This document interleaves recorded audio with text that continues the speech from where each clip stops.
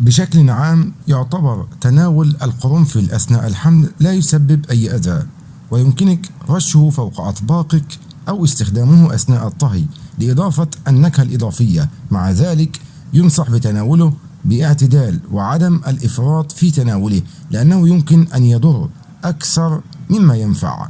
للقرنفل فوائد إذا تم تناوله باعتدال أثناء الحمل، وهي كالتالي: يحتوي القرنفل على كمية صغيرة من فيتامين ه، وهو أمر مهم لبناء عضلات الطفل، كما يحتوي على كمية صغيرة من الكالسيوم والفوسفور، وهو أمر مفيد أثناء الحمل لتعزيز نمو عظام الطفل.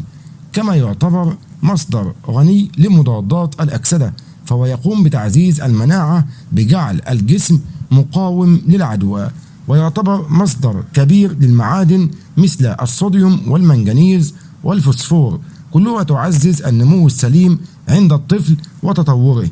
كما يحتوي على ألياف لها تأثير إيجابي على حركة الأمعاء، وتكافح مشاكل الجهاز الهضمي مثل الإمساك وعسر الهضم، ويعتبر مصدر ممتاز لأحماض أوميجا 3 الدهنية، وهو أمر بالغ الأهمية لنمو دماغ الطفل والجهاز العصبي.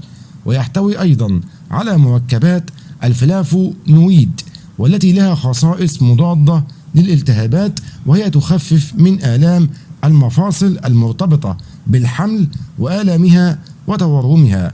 إن القرنفل غني بالحديد، ما يقلل من فرص حدوث ولادة مبكرة ويؤدي إلى تدفق الدم. لكن القرنفل له بعض الآثار الجانبية عند تناوله أثناء الحمل، فعند استهلاك زيت القرنفل بكميات كبيرة يمكن أن يحفز الرحم ويسبب التقلصات، ما يؤدي إلى حدوث ولادة مبكرة.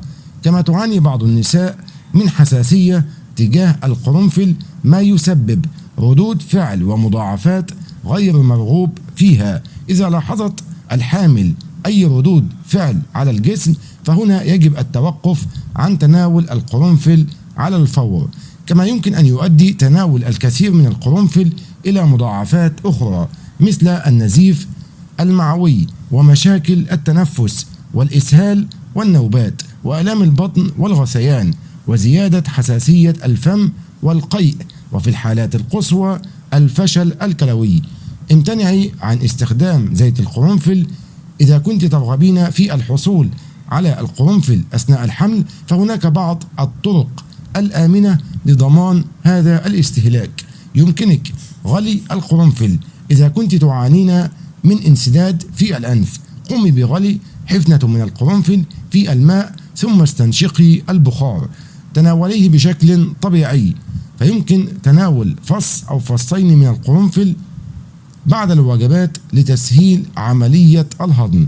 يمكن استعمال القرنفل بإضافته إلى الشاي لتقليل تراكم بكتيريا الفم وتحسين الهضم. امتنعي تماما عن استخدام زيت القرنفل أثناء الحمل لتجنب أي مضاعفات.